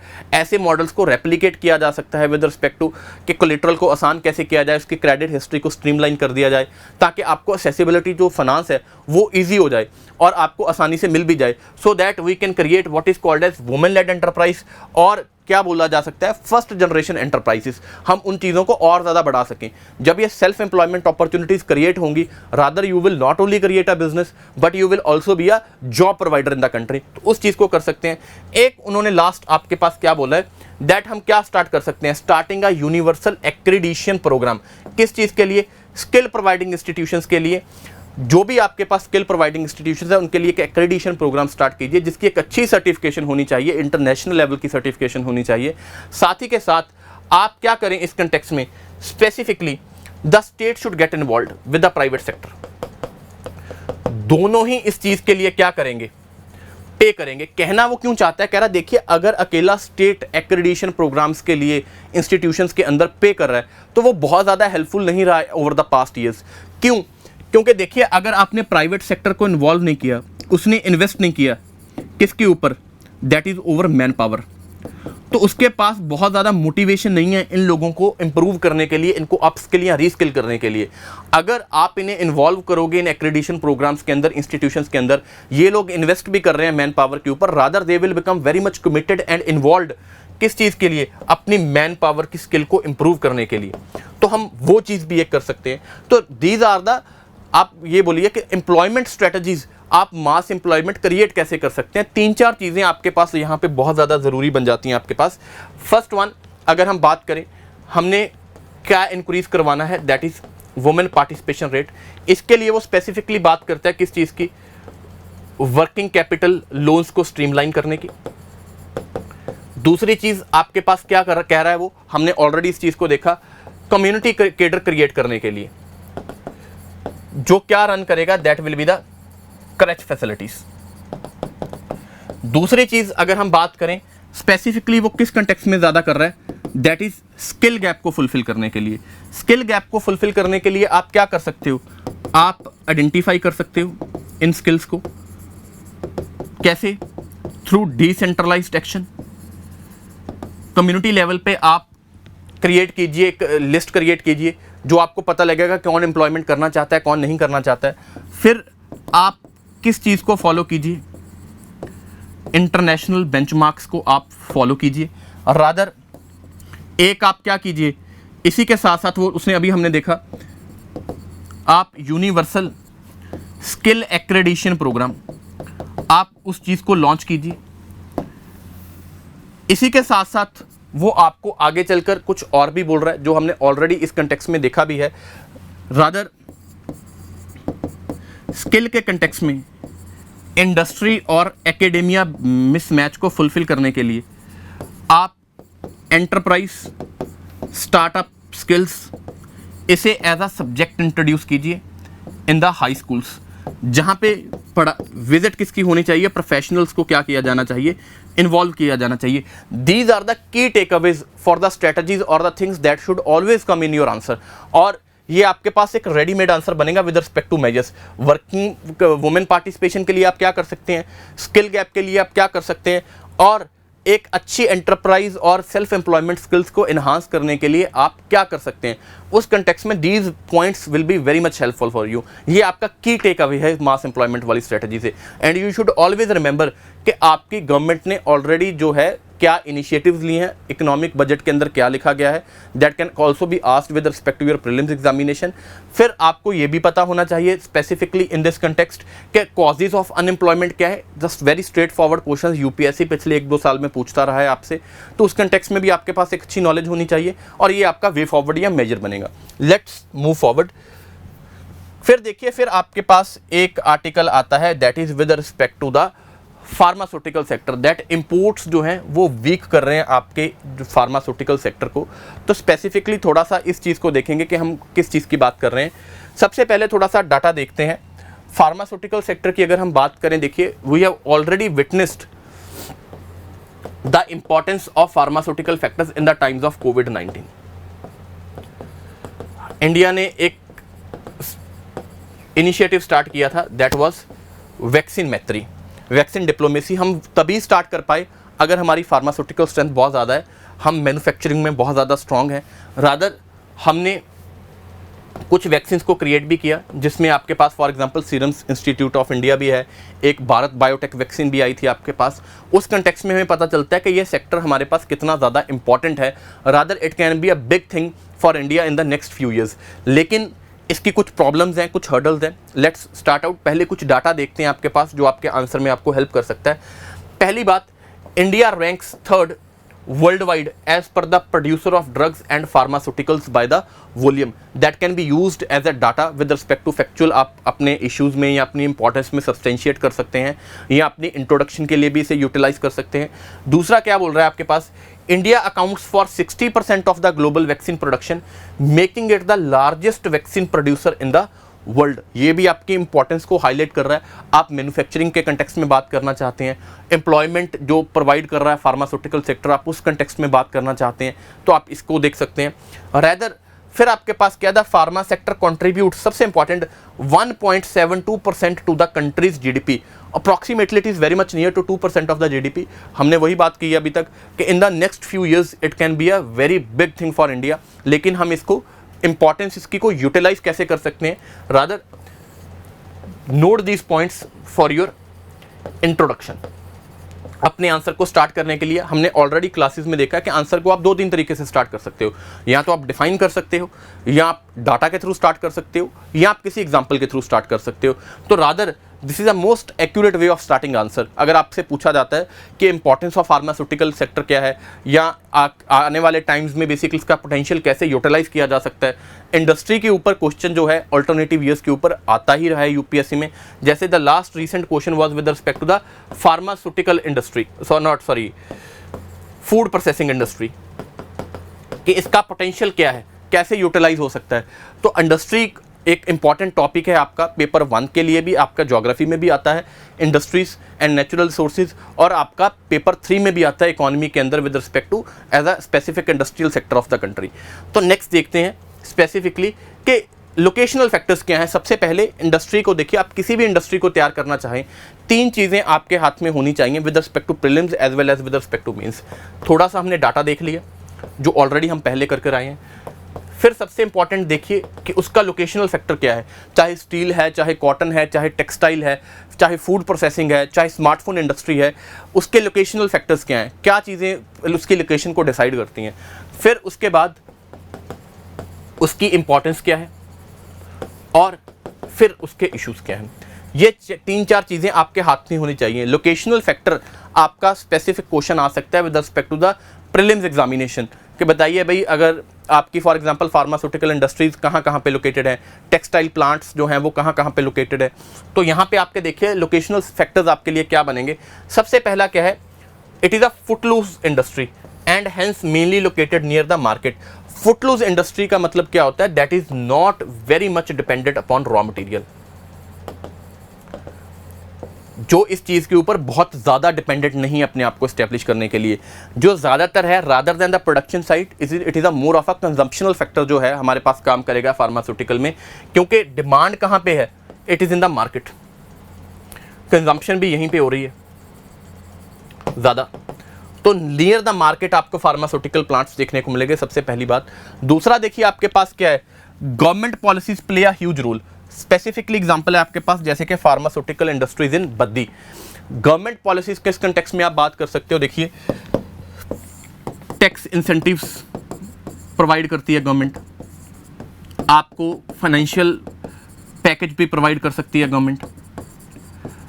फिर आगे चलकर अगर हम बात करें तो गवर्नमेंट और भी क्या कर सकती है, रादर आपको लैंड दे सकती है, फ्री में दे सकती है, या आपको लैंड के ऊपर बहुत ज़्यादा क्या प्रोवाइड कर सकती है, कंसेशन। आपके लिए स्पेसिफिकली एक single window ease of doing business के कंटेक्स्ट में बात कर सकते हो आप। आपके लिए क्या प्रोवाइड कर सकती है, सिंगल विंडो क्लियरेंसेस प्रोवाइड कर सकती है, जो एक अच्छी फैसिलिटेशन प्रोवाइड कर सकता है गवर्नमेंट के लिए। एक अच्छी रादर गवर्नमेंट के लिए कौन सा फैक्टर हो सकता है, ये इन्वेस्टमेंट, जो हमने ऑलरेडी देखा कि government policies play a huge role. Next जो सबसे इफेक्टिव चीज़ है वो क्या एग्जिस्ट करती है, that is the skilled labour. क्योंकि फार्मास्यूटिकल सेक्टर्स है, लैब्स एस्टेब्लिश करनी पड़ेंगी मैन्युफैक्चरिंग के लिए, रिसर्च होगी, R&D होगा उस चीज़ के ऊपर, तो आपको स्किल्ड लेबर चाहिए। जहाँ पे ये अवेलेबल होगी तो that can be a very much important factor. जहाँ पे अच्छे कॉलेजेस हैं, जहाँ पे अच्छे इंस्टीट्यूशंस हैं, अच्छी मेट्रो सिटीज़ के अंदर इस चीज़ का रिक्वायरमेंट हो सकता है। Then efficient transportation. ट्रांसपोर्टेशन किस चीज़ के लिए, आपको रॉ मटेरियल भी लेकर आना है पहले, फर्स्ट थिंग, फिर प्रोडक्ट प्रोड्यूस करने के बाद आपको कहाँ पे लेकर जाना है, वो market.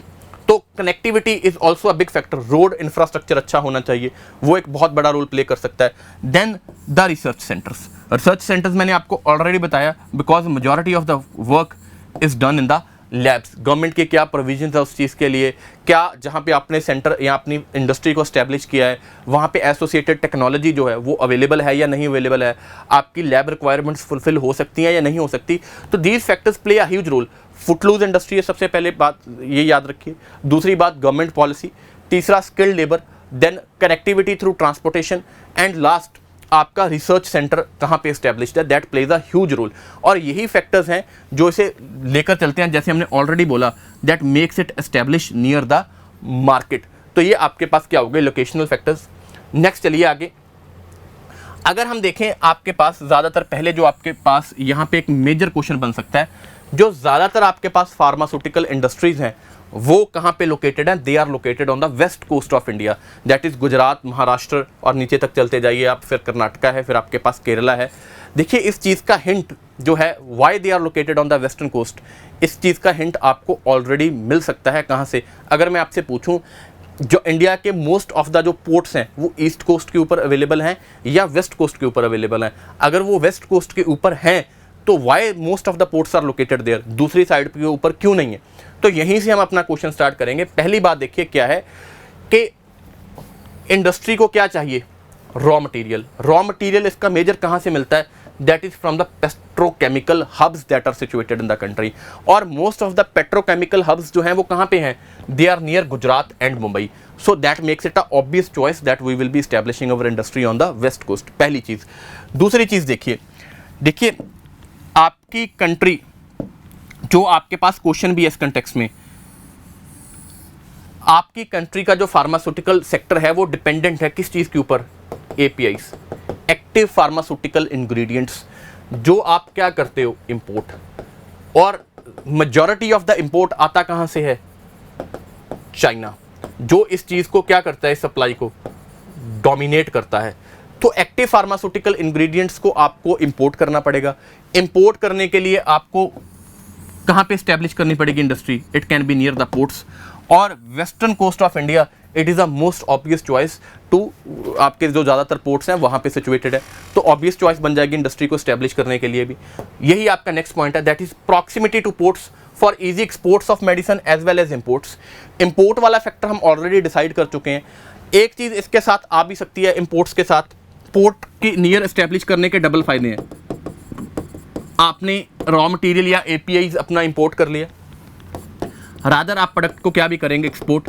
India is the most important player in the generic medicines, और इस जेनरिक मेडिसिन्स को ज़्यादातर कंज्यूम कहाँ पे किया जाता है, इन द डेवलपिंग कंट्रीज। और इंडिया के लिए सबसे बड़ी मार्केट क्या है, दैट इज अफ्रीका। तो पोर्ट्स के नियर एस्टैब्लिश करेंगे तो एक्सपोर्ट करना भी आसान होगा। एंड जोग्राफिकली भी देखें आप, western coast it is near to Africa, which serves as a huge market for the Indian pharmaceutical industry. उसी तरीके से नेक्स्ट आपके पास क्या है, इस इंडस्ट्री को एस्टैब्लिश करने के लिए आपको क्या चाहिए, you need a lot of capital because you will have to establish a research center, you will have to establish new technologies, new आपको labs लानी पड़ेंगी, उस चीज़ के लिए skilled labor को support करना पड़ेगा, उस चीज़ के लिए capital चाहिए। and most of the entrepreneurship या availability of skilled labor आपके पास कहाँ पे है, that is in the western states. इनका इकोनॉमिक कैपिटल ज़्यादातर हाई है। अगर हम बात करें गुजरात की बात करें, महाराष्ट्र की बात करें, आपके पास कर्नाटका की बात करें, आपके पास देखिए ट्रिपल ऑब्जेक्टिव्स फुलफिल हो रहे हैं। पहली बात, location to the ports, import export easy है। दूसरी बात, इन स्टेट्स के अंदर ज़्यादा अच्छे एजुकेशनल इंस्टीट्यूशंस भी हैं, तो आपकी स्किल्ड लेबर को भी ये रिक्वायरमेंट को फुलफिल कर रहे हैं। मेट्रोपॉलिटन सिटीज़ हैं तो आपकी मार्केट वाला काम भी ये चीज़ फुलफिल कर रहे हैं। And most added objective is, आपके पास देखिए अगर ये जो स्टेट्स हैं इनका आपका पर कैपिटा इनकम लेवल्स हैं, it is very much high. अगर वो हाई है तो वो आपकी कौन सी रिक्वायरमेंट को भी फुलफिल कर रहा है, that is your capital requirements, उस चीज़ को भी आप फुलफिल कर रहे हो। एंड सबसे इंपॉर्टेंट, इन स्टेट्स का अगर हम डाटा देखें with respect to NITI Aayog है आपके पास, जो आपके पास लीड्स इंडेक्स वगैरह निकालता रहता है, या कुछ और आपके पास स्टेट्स के ईज ऑफ डूइंग बिजनेस भी निकाले उसने। अगर हम इस चीज़ की बात करें तो वहाँ पे हमें क्या पता चलता है डाटा के थ्रू, दैट इन स्टेट्स के अंदर जो ईज़ ऑफ डूइंग बिजनेस है वो सबसे ज़्यादा है। और मैंने आपको पहले ही ये चीज़ बताई है, ease of doing business, single window facilities, government acting as a facilitator, आपके लिए लेस रेगुलेशंस, आपके लेस रिजिड लॉज, वो एक इंसेंटिवाइजिंग फैक्टर निकलता है आपके लिए इंडस्ट्री को स्टैब्लिश करने के लिए। Rather it will increase the investments with in that particular states. और इसी के साथ आपके पास एक रीज़न भी बनता है, that is the presence of industrial inertia. Inertia क्या होता है कि जहाँ पर ज़्यादा इंडस्ट्री एक बार आपने इस्टेब्लिश कर ली तो यू आर वेरी रेजिस्टेंट और hesitant to move to another place. आपको लगता है कि जहाँ पे बने हुए हैं, अब बने हुए हैं, यहीं पे काम ठीक चल रहा है, रादर शिफ्ट नहीं करेंगे किसी और जगह के ऊपर। तो क्योंकि मेजॉरिटी ऑफ द इंडस्ट्रीज यहाँ पे हैं, स्टार्टिंग से यहीं से इस्टेब्लिश करी गई हैं, तो they have some sort of industrial inertia also, कि भाई अब यहाँ पे बने हुए हैं तो यहीं पे काम करेंगे, अब कहीं और जगह शिफ्ट नहीं करेंगे। तो आपके पास एक अच्छा क्वेश्चन बन सकता है ये, that why pharmaceutical industries located on the western coast of India. फिर अगर हम आगे चलें तो आपके पास अगर हम इस चीज़ को देखें, that what are the specific issues in the pharmaceutical industries, 3 से 4 इश्यूज आपके पास मेजर निकल कर आते हैं। एक इशू को हम ऑलरेडी डिस्कस भी कर चुके हैं, वो क्या है, that is high dependence on China. Majority of the जो आपका API है ये कौन कंट्रोल कर रहा है, चाइना। तो सप्लाई APIs के इसके हाथ में है। If it will cut off the supplies और इट विल इंक्रीज और decrease the prices of the APIs, तो वो आपकी इंडस्ट्री को बहुत ज़्यादा नेगेटिवली इम्पेक्ट कर सकता है, पहली बात। दूसरी बात क्या है, आपकी कंट्री की patent regime and issue of evergreening. हमारे पास ऑलरेडी इस चीज़ को लेकर बहुत ज़्यादा आप लोगों ने इकोनॉमी में किया होगा, एक इशू चलता है that is called as compulsory licensing. Already जो बहुत ज़्यादा आपकी जो MNCs आपके पास जो कंपनीज ऑपरेट कर रही हैं इंडिया के अंदर, they have a major issue with respect to the evergreening of the patents. बहुत ज़्यादा केस भी हो चुके हैं। डेविस आपके पास एक कंपनी का केस है, बहुत ज़्यादा फेमस केस हुआ था इंडिया के कंटेक्स्ट में। ऐसे केसेस आपकी कंट्री में चलते रहते हैं, क्यों? बिकॉज जैसे ही पेटेंट एक्सपायर होता है या गवर्नमेंट बोलती है कि पब्लिक वेलफेयर को फुलफिल करने के लिए हमें इस पेटेंट को ओवररन भी करना पड़ सकता है रादर, तो वहाँ पे फिर बात किसकी आ जाती है, दैट इज जेनेरिक इंडस्ट्री, जो उसे प्रोड्यूस करती है एट द लोअर रेट्स। इस कंटेक्स्ट में देखिए, यू शुड रेफर, जो आपके लिए बहुत ही ज़्यादा इंपॉर्टेंट टॉपिक है, that is IPR, intellectual property rights policy 2016। 2 चीज़ों के बारे में आपको ज़रूर पता होना चाहिए, you should look for, that is, एक आपके पास होता है प्रोडक्ट पेटेंट, एक आपके पास होता है प्रोसेस पेटेंट। ये दोनों चीज़ें क्या हैं, रिवर्स इंजीनियरिंग किस चीज़ में अलाउड है, किस चीज़ में नहीं अलाउड है, रादर प्रीलिम्स में भी आ सकता है। तो उस चीज़ को देखिए, इंडिया की पेटेंट रजीम को लेकर बहुत ज़्यादा इश्यूज़ हैं IPR को लेकर, जिस कंटेक्स्ट में majority of the companies MNCs जो हैं, they are hesitant to operate in India, कि कहीं जो उनका पेटेंट जब एक्सपायर होगा या government in the name of public welfare जो है, ऐसा ना हो जाए कि हमारी जो एक टेक्नोलॉजी है उसका IPR एक्सपायर हो जाए। तो नेक्स्ट अगर हम देखें, सबसे इंपॉर्टेंट रिसेंट टाइम्स में अगर आप लोगों ने ये भी देखा होगा कि lower quality of products, black marketing and hoarding, ये बहुत ज़्यादा इशू सामने आए हैं। लोअर क्वालिटी के कंटेक्स्ट में अगर आप देखें तो एक ऐसा भी केस हुआ था, I think it was in Gambia, when 50 to 60 children died because of consuming Indian cough syrup, जिसकी क्वालिटी को बहुत ही ज़्यादा लो बताया गया था, जो इंटरनेशनल स्टैंडर्ड्स के बहुत ज़्यादा उस चीज़ को मैच नहीं कर पा रही थी। उसके कंटेक्स्ट में वैक्सीन की ब्लैक मार्केट, प्रोडक्ट्स को होल्ड करना, उनकी सप्लाई को इंक्रीज और डिक्रीज करना ताकि आप मार्केट के प्राइसेस को मैनिपुलेट कर पाएँ, that is also the reason here. Then in आपकी कंट्री की जो मार्केट है, फार्मा मार्केट, वो ग्रो क्यों नहीं कर पा रहा, रादर अगर इतनी ज़्यादा आप जेनरिक में आपकी कंट्री का लेवल है, basically you are the largest vaccine manufacturer in the world, 60% of supply को आप कर रहे हैं, लेकिन why pharmaceutical industry is not a high big thing in the country. Reason क्या है कि मार्केट एक्सपेंशन जो है वो बहुत ज़्यादा कम है to the international levels, specifically किस कंटेक्स्ट में, inaccessibility to the European market, entry जो आपके पास लेवल हैं, आप सैनिटरी मेजर्स लगा लीजिए, फाइटो सैनिटरी मेजर्स लगा लीजिए, टैरिफ बैरियर्स लगा लीजिए, उस कंटेक्स्ट में आपको आपकी बहुत ज़्यादा एक्सेसिबिलिटी नहीं मिलती है। नेक्स्ट सबसे इंपॉर्टेंट आपके पास एक और क्या बन जाएगा, आपकी कंट्री में लैक ऑफ R&D। हमने ऑलरेडी इस चीज़ को भी एक R&D के ऊपर हमने टॉपिक आपकी क्लास ली भी थी 1-1.5 महीना पहले। उसके अंदर हमने बात करी भी थी दैट आपकी कंट्री का मैक्सिमम ऑफ द R&D जो है वो कितना है, that is 2%। That is very low in context of the developed countries की अगर हम बात करें। एंड 2% की अगर हम बात कर रहे हैं, majority of this 2% is also the share of public sector, जिसके अंदर क्या आ जाता है, गवर्नमेंट। प्राइवेट सेक्टर R&D जो है वो बहुत ज़्यादा कम है। अगर आप ऐसे सेक्टर में, टेक्नोलॉजिकल सेक्टर में ऑपरेट कर रहे हैं, जितना ज़्यादा हाई R&D होगा उतनी ही ज़्यादा आप नहीं क्या कर पाएंगे, इनोवेशंस, उतनी ही ज़्यादा नहीं आप ड्रग सोल्यूशंस क्रिएट कर पाएंगे। But because of lack of R&D हम ये कर नहीं पाते हैं, जिस चीज़ की वजह से we are not able to utilise the potential of pharmaceutical sector as it should have been utilised.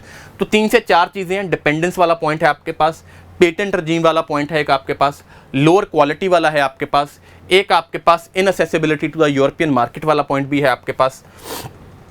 तो ये आपके पास है, that is all there with respect to the pharmaceutical sector. अब आते हैं आपके लास्ट टॉपिक के ऊपर।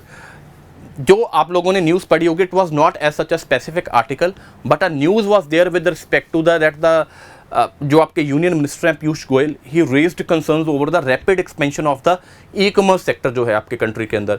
तो इसको थोड़ा सा देखेंगे, आपके GS पेपर 3 के लिए एक बहुत अच्छा टॉपिक बन सकता है ई-कॉमर्स के कंटेक्स्ट में। विद रिस्पेक्ट टू आप ये भी बोल सकते हैं कि इस चीज़ के ऊपर जो एम्फोसिस है वो भी बहुत ज़्यादा है because of the digitalisation initiatives. बात कर लीजिए आप, आपकी गवर्नमेंट की स्कीम्स की बात कर लीजिए, जेम पॉलिसी है, जैसे आपके पास गवर्नमेंट ई-मार्केट प्लेस है, ई-नैम है, और आपके पास private sector industries, Amazon, Flipkart, ये बहुत ज़्यादा रैपिडली ग्रो कर रही हैं।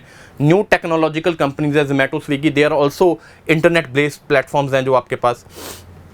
तो ओवरऑल डिजिटलाइजेशन कंटेक्स्ट के आपके कंटेक्स्ट में ई-कॉमर्स हमारा जो है एक इंपॉर्टेंट पार्ट बन जाएगा आपके लिए। तो सबसे पहले तो ये पता होना चाहिए कि व्हाट इज़ ई-कॉमर्स। ई-कॉमर्स आपके लिए क्या है, सिंपल है, बाइंग एंड सेलिंग है जैसे मार्केट में होता है। इट ऑल्सो इन्वॉल्व्स, अब नेचर इसका क्या है, buying and selling of goods and services, लेकिन कहाँ पे, over the digital and electronic network. कहाँ पे नहीं होता ये, over in the physical market. Nature दोनों का सेम है, buying and selling of goods and services. वहाँ पे फिजिकलिटी इन्वॉल्व है बिटवीन द, एक सेलर है, आप कंज्यूमर हैं, दोनों की फिजिकलिटी है मार्केट प्लेस के अंदर। लेकिन ई कॉमर्स के अंदर आप दोनों मिल तो रहे हो, बाय और सेल भी कर रहे हो, लेकिन कहाँ पे कर रहे हो, ओवर द डिजिटल नेटवर्क्स। इस चीज़ को समझने के लिए आपको 2 चीज़ें समझनी होंगी। सबसे पहले कि types of e commerce models होते क्या हैं। 2 टाइप्स के ई कॉमर्स मॉडल्स हैं आपके पास। सबसे पहला अगर हम बात करें, that is the inventory based model of e commerce. अब ये समझना पड़ेगा आपको कि इन्वेंट्री बेस्ड मॉडल होता क्या है। इन्वेंट्री बेस्ड मॉडल एक ऐसा मॉडल है जहाँ पे inventory of the goods and services is owned by the E commerce entities and is sold to the consumers directly. कहने का हमारा यहाँ पे मीनिंग क्या है, for example a individual owns a e platform, ठीक है, कोई भी हो सकता है, ABCD लगा लो आप। अब जो भी वहाँ पे प्रोडक्ट्स सेल किए जा रहे हैं या जो भी वो कंपनी बेच रही है कंज्यूमर्स को, वो कंपनी उस इन्वेंट्री को क्या भी करती है, ओन भी करती है। रादर सारा जो स्टोर में प्रोडक्ट है that is owned by the company. Prelims के लिए आपके लिए इंपॉर्टेंट हो सकता है ये, इस सेक्टर के अंदर आपकी FDI जो है अलाउड नहीं है। That can be very important for your prelims, you should always know this, that inventory model of E commerce no FDI is allowed in the sector. फिर उसी कंटेक्स्ट में आपके पास दूसरा बन जाता है, देखिए, that is market place model of e commerce. इसका मतलब आपके पास क्या हो गया, दैट यहाँ पे it means providing of an information technology platform by an e-commerce entity on a digital and electronic network to act as a facilitator between the buyer and seller। कहने की मतलब क्या है, एक कंपनी है जो एक इंडिविजुअल है जो किसी कंपनी को ओन करता है, वो चीज़ों को बेच भी रहा है टूवर्ड्स द सेलर, लेकिन वो उस इन्वेंट्री को क्या नहीं करता, ओन नहीं करता। वो इन्वेंट्री जो है वो किसी और की है। वो दोनों के बीच में क्या है, फैसिलिटेटर है। वो बायर जो आपके पास सेलर है उसे एक प्लेटफॉर्म प्रोवाइड कर रहा है कि आप मेरे प्लेटफॉर्म को यूटिलाइज कीजिए, रादर मेरे प्लेटफॉर्म को यूटिलाइज कर आप अपने सेलर को प्रोडक्ट बेच सकते हैं। That is a market place model जो ज़्यादातर कंपनीज फॉलो करती हैं, जैसे कि अमेजॉन है, जो इन्वेंट्री है that is not owned by the Amazon, it is owned by the different individuals.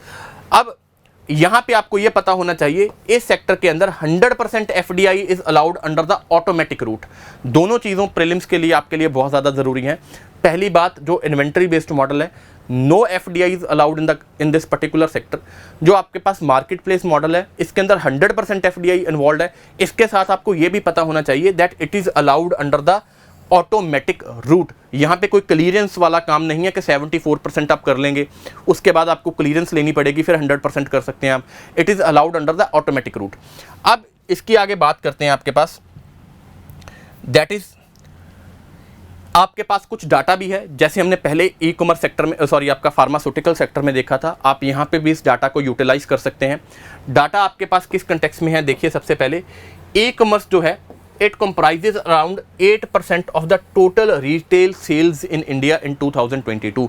अगर आपके पास क्वेश्चन आता है अभी potential of e commerce sector क्या है आपके पास, importance of e commerce sector क्या है आपके पास, या सिग्निफिकेंस इस चीज़ की क्या है, तो वहाँ पे आपके पास एक पहला पॉइंट है, it comprises around 8% of the total retail sales in the of India इन 2022।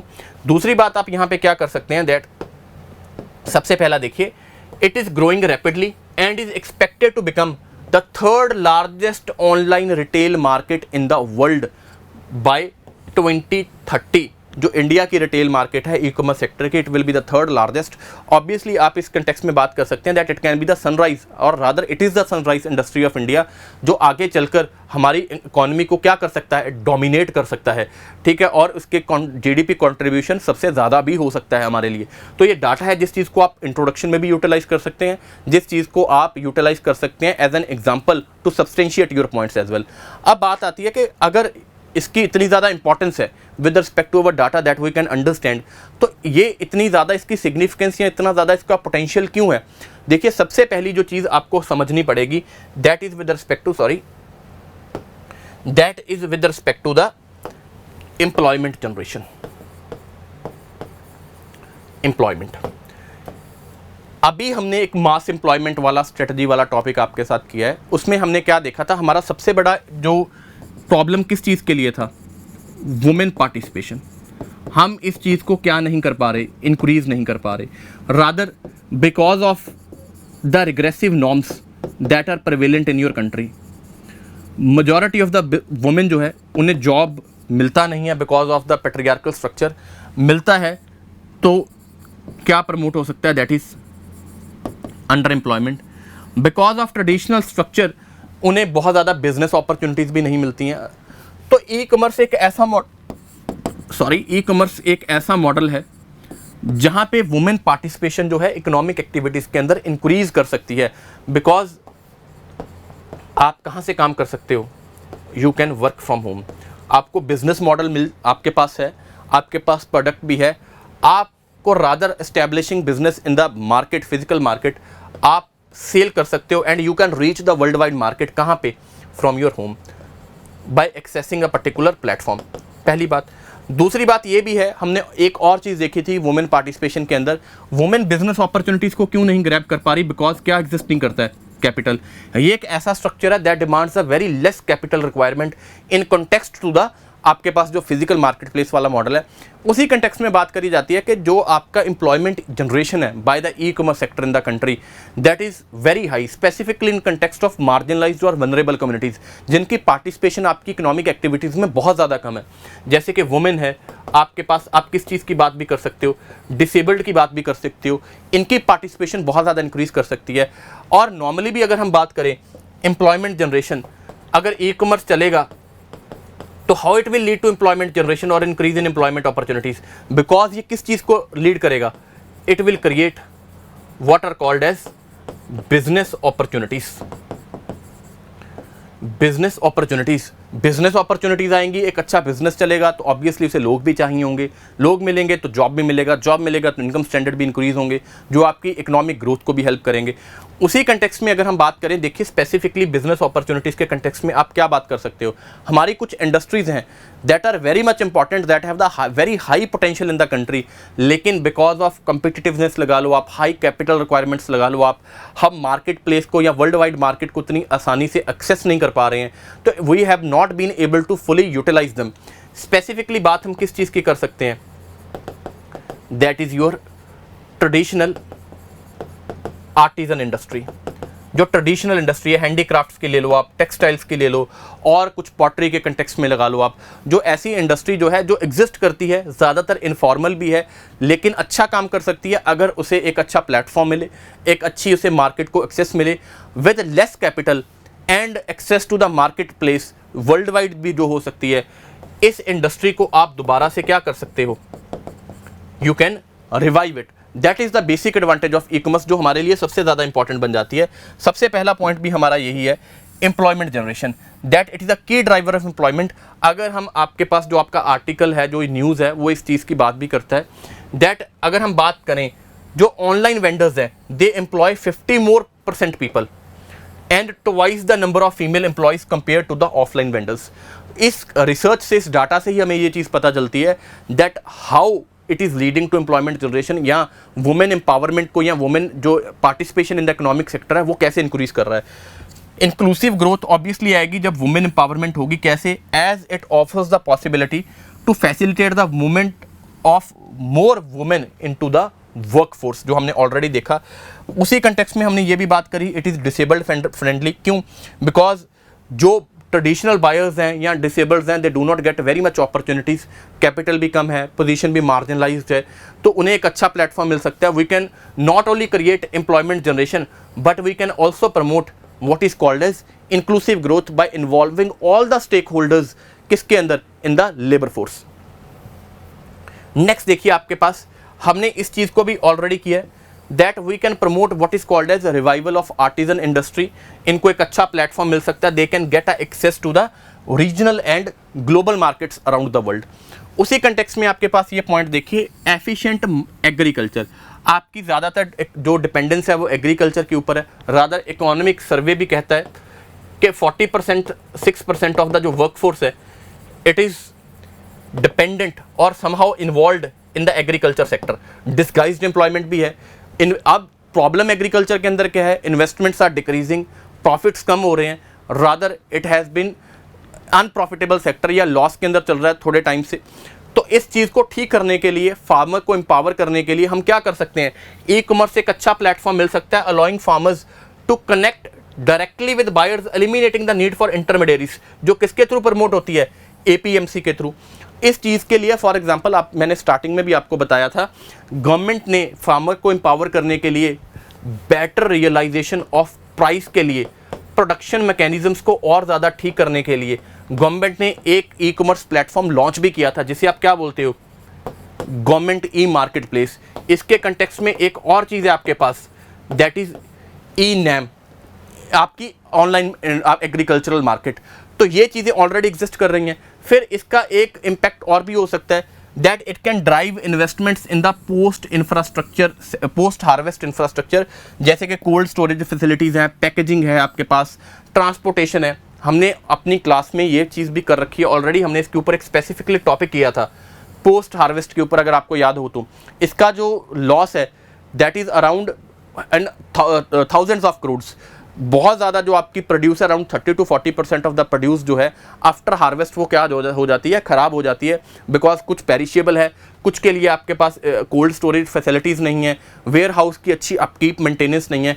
कोई भी इंडिविजुअल इस कंटेक्स्ट में अगर आप ये बात कर सकते हो that if the individual establishes for example e commerce platform, वो किस चीज़ का हो सकता है? वेजिटेबल्स का हो सकता है, या किस चीज़ का हो सकता है? फ्रूट्स का हो सकता है। तो वो इन्वेस्ट कर सकता है एग्रीकल्चरल प्रैक्टिसेस के अंदर, फार्मर के साथ डायरेक्टली लिंक कर करके, I will produce it, rather I will store it in my cold storage infrastructure के अंदर, यहाँ से मैं लेकर जाऊँगा और इन्हें ई कॉमर्स प्लेटफॉर्म के ऊपर बेचूंगा, किसे? Directly to the consumers. तो हमारे लिए अच्छा हो सकता है ये। These are the potential advantages of e commerce sector. लेकिन इसके साथ कुछ क्या भी हैं, कुछ इश्यूज़ भी हैं जिन्हें हमें ठीक करना होगा। What are the issues? सबसे पहला देखिए, that is the predatory pricing.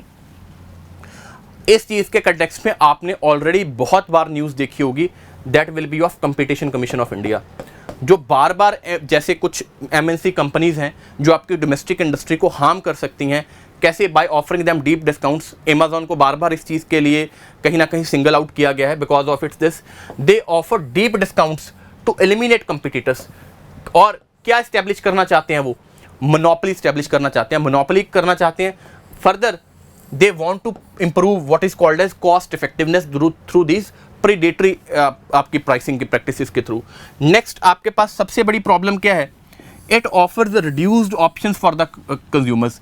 अगर ई कॉमर्स राइज करेगा, इसकी कॉम्पिटिटिवनेस हाई होगी, ये ज़्यादा प्रॉफिटेबल होगा, लोगों को डिस्काउंट देकर चलेगा, तो इसका सीधा इम्पैक्ट किस चीज़ के ऊपर आएगा? That will B over the physical market. इसका जो इम्पैक्ट है इसके ऊपर क्या होगा, it will B negative. Majority of the जो ट्रेडिशनल वर्क प्लेसेज हैं फिजिकल मार्केट के अंदर, they will be close down, वो बिजनेस से बाहर हो जाएंगे because they can not survive the high competition. इसी कंटेक्स्ट में जब वो खत्म होगा, rather it will create the monopoly of e commerce sector. इस चीज़ की वजह से क्या होगा, the consumers will get reduced options. Rather जब आपकी ई कॉमर्स में कुछ ना कुछ कंपनीज डोमिनेट करना स्टार्ट कर देंगी, अपने हिसाब से प्राइसेस को सेट करेंगी और लिमिटेड ऑप्शंस आपको प्रोवाइड कर सकती हैं, the consumer is left with the no choice.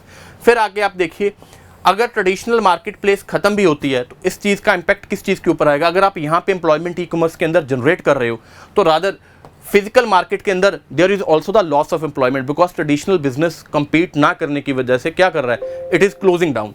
तो वो चीज़ आपके पास भी है। देन सबसे बड़ा इशू किस चीज़ के कंटेक्स्ट में है, that is with the privacy issue.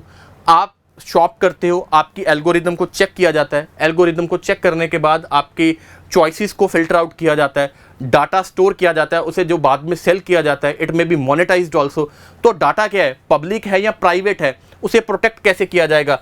There is also issue abuse of consumer data and privacy violations. और लास्ट एक आपके पास यहाँ पे क्या बनता है, that is breach of law, that some e commerce platforms जैसे कि आपके पास अमेजोन में है, they are engaging in direct consumer sales despite existing regulatory restrictions on B2C transaction, that is business to consumer transaction। Allowed नहीं है India के अंदर कुछ प्लेटफॉर्म्स के लिए, लेकिन फिर भी डायरेक्टली जो है खुद का सामान जो है दे आर सेलिंग इट। लेकिन अब ये आपके पास कुछ इश्यूज हैं, हमने एडवांटेजेस भी देखी, इश्यूज 3-4 ही बनते हैं आपके पास। रादर आप चेन रिएक्शन क्रिएट कर सकते हो एक ही इशू के साथ। Predatory pricing, it will lead to क्या होगा, सबसे पहले it will lead to elimination of the physical market places, traditional business shutdown हो जाएगा। उस चीज़ की वजह से क्या होगा, पहले इम्पैक्ट कंज्यूमर के ऊपर आएगा, आगे चलकर प्राइसेस इंक्रीज कर सकते हैं, ऑप्शंस कम हो सकती हैं आपकी। उसके बाद क्या हो सकता है, अगर ट्रेडिशनल बिजनेस बंद होगा तो लॉस ऑफ एम्प्लॉयमेंट बढ़ जाएगा। ज़्यादा आप अगर टाइम स्पेंड कर रहे हो ऑनलाइन प्लेटफॉर्म्स के ऊपर, प्राइवेसी इश्यूज आपके डाटा को मोनेटाइज करके आपके कंसेंट के बिना it may be sell to the other individual, sold to the other individual. फिर क्या है, कुछ कंपनीज ऐसी भी हैं जो अपने प्रॉफिट को इन्हांस करने के लिए एग्जिस्टिंग रेगुलेशंस को वायलेट कर रही हैं और उसके लिए हमारे पास कुछ इफेक्टिव लॉज नहीं है जो हमें बनाने चाहिए। तो this will be the part of your challenges और issues with respect to the e commerce sector. तो ये आपके पास क्या है, this week's current affair 4 topic जो हमने किए हैं, that is 1 is with respect to lateral reforms, second with respect to employment strategies, तीसरा फार्मास्यूटिकल, फोर्थ वन है आपके पास this e-commerce platform, fifth topic with respect to Indo Bangladesh ties, वो हमने ऑलरेडी अगर आपके आई थिंक लास्ट क्लास में cover कर रखा है। इंडो बांग्लादेश रिलेशंस, कन्वर्जेंस के पॉइंट्स क्या हैं, डाइवर्जेंस के पॉइंट्स क्या हैं, बांग्लादेश की जियो स्ट्रेटेजिक सिग्निफिकेंस इंडिया के लिए क्या है, वो आप उस वीडियो को रेफर कर सकते हैं। So this will be all for this week, that is all, thank you.